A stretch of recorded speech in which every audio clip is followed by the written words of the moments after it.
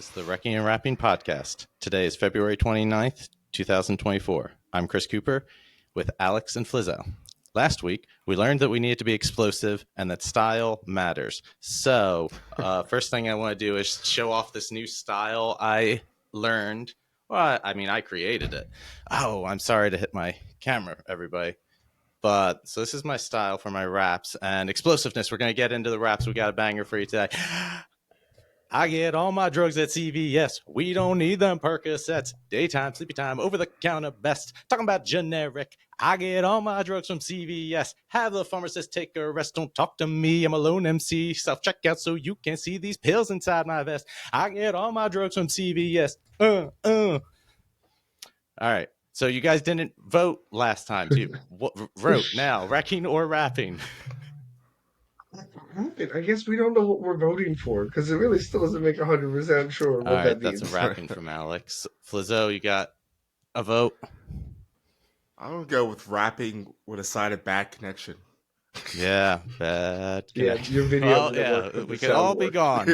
But so moving along, segment number 2 is reading Shakespeare. And I thought we should cover why we're reading Shakespeare, and that is if you're speaking English as a language, then knowing Shakespeare, hearing Shakespeare improves your life. By knowing Shakespeare, no internet connection. That is a bad connection.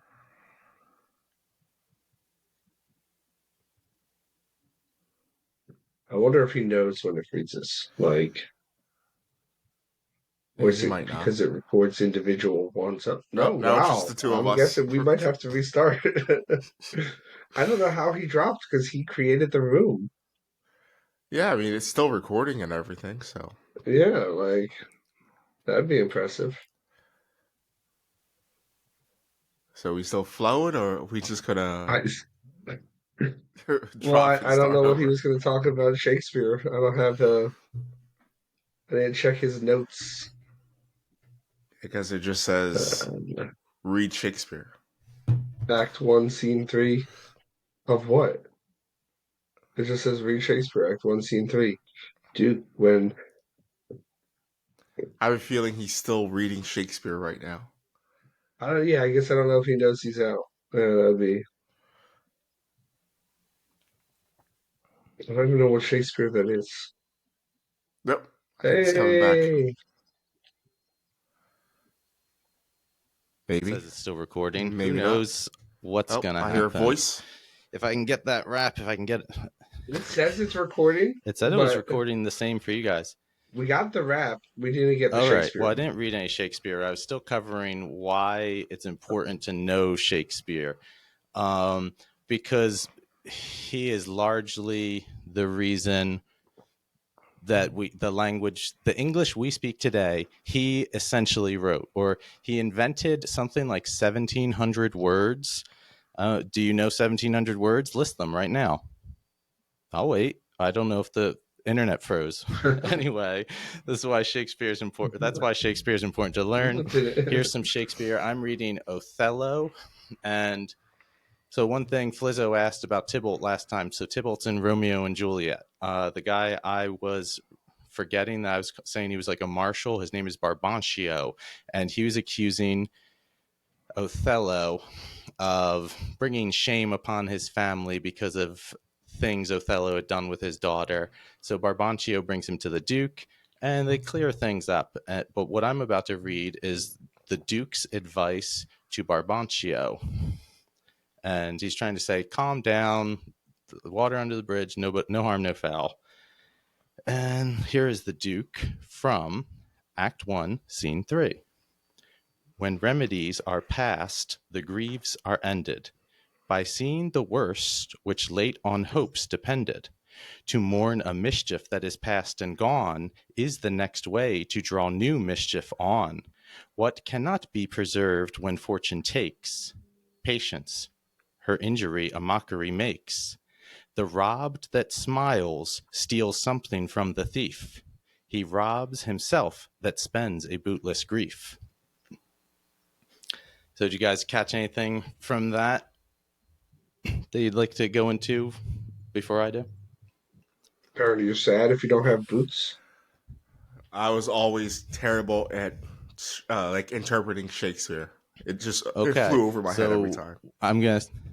Yo, I hate Why is book that? You're gonna interpretations. do one for Of Mice and Men.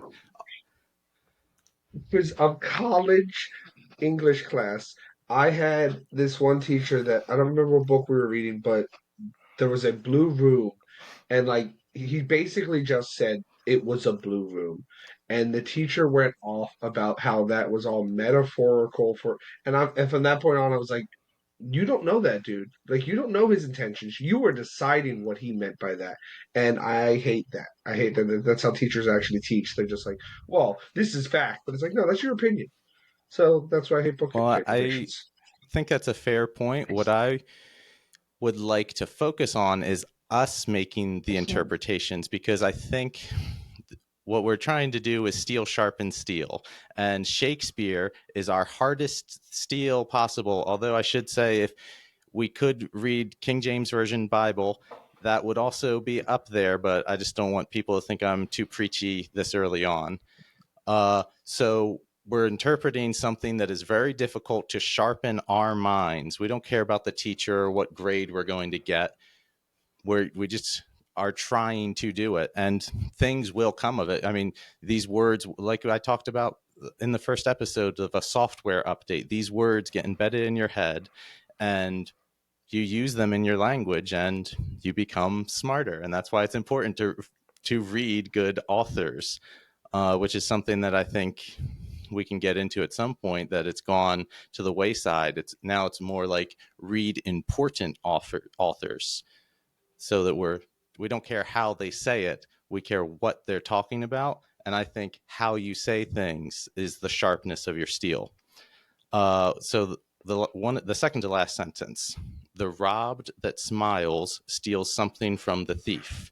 So what that says is the robbed, a person that was robbed, if you smile at being robbed, something from the thief, and that is the joy that they robbed somebody.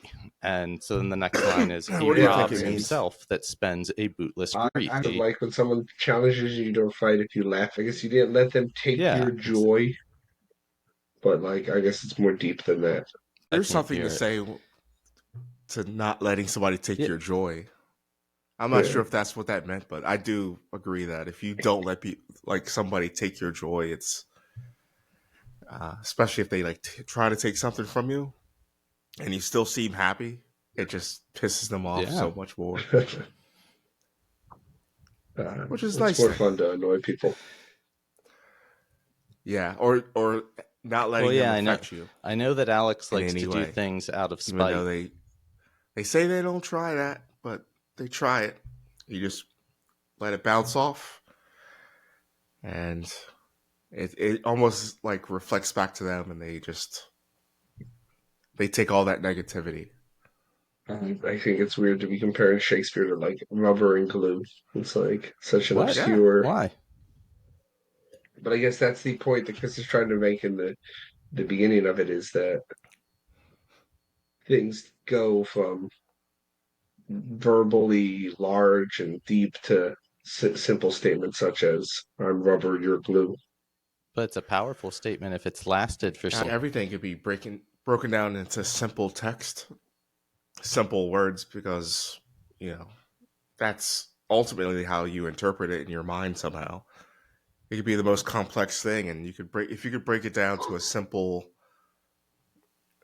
line of how this works, then I guess that's a better interpretation than just explaining something over and over again in like 1,000 words instead of using 10.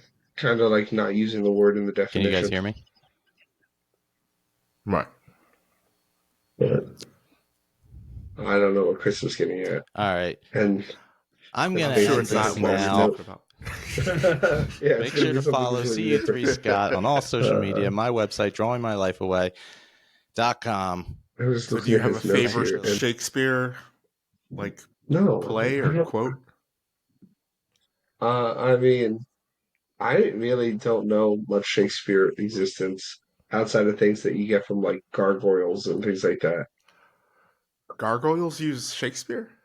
Gargoyles is so deep into Shakespeare. Like Hmm. at one point, Puck is in it. Like they're just straight up like, we're gonna do Macbeth,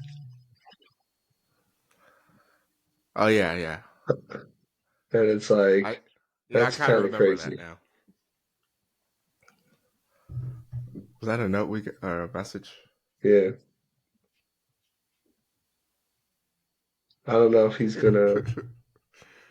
No, There, he's coming back. he's coming back. Ah, Stop. nope, you're not ending nothing. We